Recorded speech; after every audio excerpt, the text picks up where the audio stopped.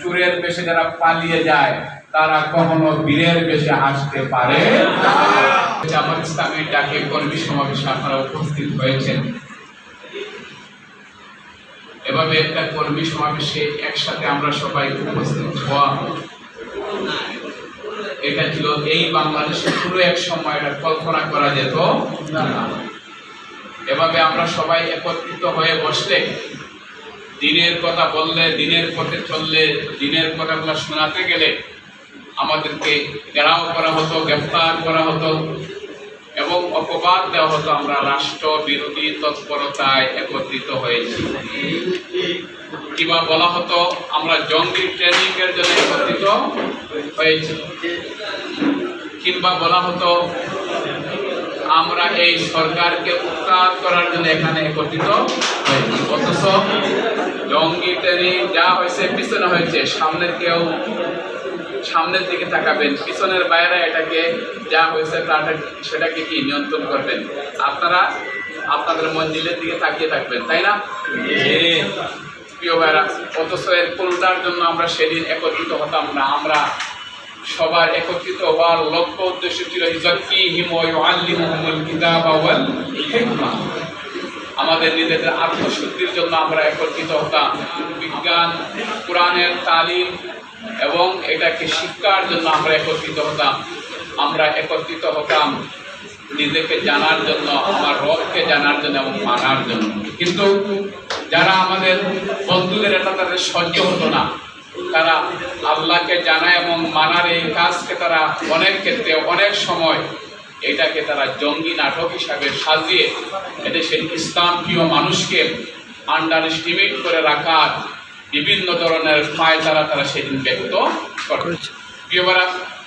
কিন্তু তারা জানতো না আমরা যে আদর্শের পরিচয় বুকে ধারণ করি, এই যে আদর্শের পরিচয় বুকে ধারণ করেছিলেন মুহাম্মদ রাসূলুল্লাহ সাল্লাল্লাহু আলাইহি ওয়াসাল্লাম, এই আদর্শকে কখনো জঙ্গি অপবাদ দিয়ে, কখনো মিথ্যাচার করে আদর্শকে দমিয়ে রাখা যায় না। এই আদর্শকে জুলুম, নির্যাতন, অত্যাচার, অবিচার, ফাঁসির মঞ্চে নিয়ে আদর্শকে দমিয়ে রাখা যায় না। যদি দমিয়ে রাখা যেত তাহলে সেদিন মক্কাতুল মুআজ্জামায় হাব্বাব, খুবাইব, আম্মার, ইয়াসির, বেলাল, সুমাইয়া রিদওয়ানুল্লাহি তাআলা আজমাইন তাদের হত্যা, জুলুম, নির্যাতন, অত্যাচার, অবিচারের মাধ্যমে সেদিন মক্কাতুল মুআজ্জামায় ইসলামী আন্দোলনের অগ্রযাত্রা সেদিন নিঃশেষ হয়ে যেত। হয়েছিল না? সেদিন মক্কায় ইসলামী আন্দোলনের কর্মীদের উপর নির্যাতনের মাত্রা যত বেশি বৃদ্ধি হয়েছিল, প্রকারান্তে মদিনায় ইসলামী রাষ্ট্রের সুসম্ভাব্যতা তত বেশি সুপ্রতিষ্ঠিত হয়েছে। সম্মানিত প্রিয়রা, বাংলাদেশের জমিনে ইসলাম প্রিয় মানুষের উপর, ইসলামিকদের উপর সেদিন জুলুম নির্যাতনের দৃশ্য, জুলুম নির্যাতনের মাত্রা যত বেশি বৃদ্ধি হচ্ছিল, আমরা সেদিন হাসি মুখে বলেছিলাম বাংলাদেশের শেখ হাসিনার পতন এবং ইসলামের সুসম্ভাব্যতা তত বেশি সুপ্রতিষ্ঠিত হচ্ছিল। সম্মানিত প্রিয়রা, দুইটারই প্রমাণ। শেখ হাসিনার আমরা চেয়েছিলাম পদত্যাগ, কিন্তু আল্লাহ রাব্বুল আলামিন এমন ভাবে এটাকে মজলুমদের চোখের পানিকে কবুল করেছেন, শেখ হাসিনা শুধু পদত্যাগ নয়, পালিয়ে যেতে বাধ্য।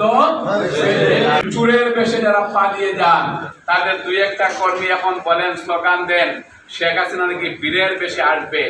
আমরা তাদেরকে বলে দিতে চাই, যারা চোরের বেশে যারা পালিয়ে যায় তারা কখনো বীরের বেশে আসতে পারে পারবে না, হতে পারে না। এটা বাংলাদেশের ইতিহাসে যারা পালিয়ে গেছে, লক্ষণ সেন পালিয়ে গিয়েছিল, সে আর কখনো বাংলাদেশে আর ফিরে আসে নাই। প্রিয়রা, যারা এই পিছন দরজা দিয়ে যারা পালিয়ে যায় তাদের ইতিহাস বড় নির্মম, তারা কখনো আর ফিরে আসে না। প্রিয়রা, আমি বলে দিলাম দ্বিতীয়টা হলো এদেশের ইসলামী অগ্রযাত্রার সুসম্ভাব্যতা এই নির্যাতনের মাধ্যমে তত বেশি সুপ্রতিষ্ঠিত হচ্ছিল। আল্লাহ রাব্বুল আলামিন এই বাংলাদেশের পাইচের অক্সফোর্ড নামে খ্যাত ঢাকা বিশ্ববিদ্যালয় এবং জাহাঙ্গীরনগর বিশ্ববিদ্যালয়ে দুইটা নির্বাচনের মাধ্যমে ইসলাম প্রিয় মানুষের হৃদয়কে আল্লাহ রাব্বুল আলামিন সান্ত্বনা পাওয়ার যে দৃশ্য দেখিয়ে দিয়েছেন, আজকে বাতিলদের শুধু কাফনই নয়, তারা আজকে তাদের মস্তস্ত হয়ে যাওয়ারও কি অবস্থা সৃষ্টি হয়ে গেছে। এটা আমরা মনে করি আমাদের কোন কলা কৌশলের কাছে এটা নয়, আমাদের শহীদদের রক্ত, জুলুম, নির্যাতন, অত্যাচার, অবিচার এবং নিষ্পেষণের মাধ্যমে মজলুমদের যে চোখের পানি এই বাংলাদেশে পড়েছিল, সেই চোখের পানিকে, এক ফোঁটা চোখের পানিকে মোকাবেলা করার মতো আওয়ামী লীগের কোন শক্তি ছিল না। পরবর্তী যারা নতুন করে যারা স্বৈরাচার, নতুন করে যারা জুলুমতন্ত্র, নতুন করে যারা আবার চাঁদাবাজ তন্ত্রকে যারা প্রতিষ্ঠা করার দিবাস্বপ্ন দেখছিলেন, মূলত তাদের বিরুদ্ধে ঢাকা ইউনিভার্সিটির এই ছাত্র সংসদের নির্বাচন, তাদের বিরুদ্ধে ইসলাম প্রিয় জনতার বিজয় অর্জিত হয়েছে আলহামদুলিল্লাহ। এটার জন্য আমরা গর্ব করি না, এটার জন্য আমরা অহংকারে মত্ত হই না, এটার জন্য আমরা মহান রবের দরবারে শুকরিয়া আদায় করি, যিনি তার একান্ত মেহেরবানিতে ইসলামীয় মানুষগুলাকে এবং জালিমদের চোখে আঙ্গুল দিয়ে দেখিয়ে দিয়েছেন, ইউরিদুনা লিইউতফিউ নূরাল্লাহি বিআফওয়াহিহিম আল্লাহু মুতিম্মু নূরিহি ওয়ালাউ কারিহাল কাফিরুন ওয়ালাউ কারিহাল ফাসিকুন। সম্মানিত প্রিয় ভাই সব, এজন্য যে বিজয় অর্জিত হওয়ার পর আল্লাহর দেওয়া যে নীতি এবং যে সুন্নাহ আছে, এই সুন্নাহর আলোকে আমরা আমাদের জীবনের বাকি অংশ অতিবাহিত করতে হবে। আল্লাহ রাব্বুল আলামিন বলেছেন, সেই সুন্নাহ, তার সেই নিয়ম তিনি বলে দিয়েছেন, ইযা জাআ নাসরুল্লাহি ওয়াল ফাতহ ওয়া রাআইতান নাসা ইয়াদখুলুনা ফি দীনিল্লাহি আফওয়াজা ফাসাব্বিহ বিহামদি রাব্বিকা ওয়াস্তাগফির ইন্নাহু কানা তাওয়াবা। সম্মানিত আল্লাহ রাব্বুল আলামিন বলেছেন, যখন আল্লাহর দ্বীনের বিজয় যখন আসবে, তখন দলে দলে মানুষ এই আন্দোলনের পথে অগ্রসর হবে, আন্দোলনের ছায়াতলে আসবে।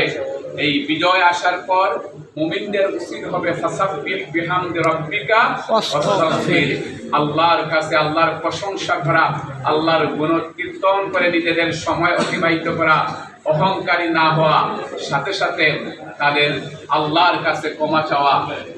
এই কারণে তাদের জন্য কোনো বাড়াবাড়ি যেন না হয়ে যায়, যদি কোনো বাড়াবাড়ি হয়ে যায় এটার জন্য আল্লাহ তাদেরকে মাফ করে দেন। সম্মানিত প্রিয়রা, আমরাও ইসলামের ছাত্র শিবির সব আমরা সবাই সিদ্ধান্ত গ্রহণ করেছি, আমরা আরো বেশি আল্লাহর শুকরিয়া আদায় করার মাধ্যমে, আমরা আরো বেশি আল্লাহর কাছে ইস্তেগফার করার মাধ্যমে আমরা এই বিজয়কে আমরা উদযাপন করব। এই বিজয় যেন আমাদেরকে অহংকারী না করে তুলে, এই বিজয়ের জন্য আমাদের ভিতরে কোনো প্রদর্শনের ইচ্ছা যেন না ঢুকিয়ে দেয়, এই বিজয়ের জন্য আমাদেরকে যেন আরো বেশি আল্লাহর দিকে যেন আল্লাহমুখী করে তুলে। এই জন্য এটা আমরা সিদ্ধান্ত গ্রহণ করেছি।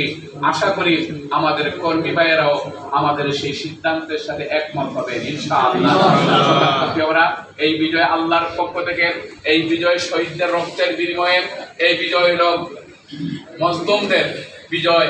এই বিষয়ে যারা নতুন বাংলাদেশ আনার ক্ষেত্রে জীবন দিয়েছেন, আহত হয়েছেন, পঙ্গুত্ব হয়েছেন, সেই আমাদের 24 জুলাই যোদ্ধাদের, জুলাই শহীদদের জন্য আমরা উৎসর্গ করে আমরা আল্লাহর শুকরিয়া, প্রশংসা এবং ইস্তেগফারের মাধ্যমে এই সামনের দিনে আরো যত বিজয় আসবে, সকল বিজয়কে আমরা আল্লাহর শুকরিয়ার মাধ্যমে আমরা ওয়েলকাম জানাবো ইনশাআল্লাহ।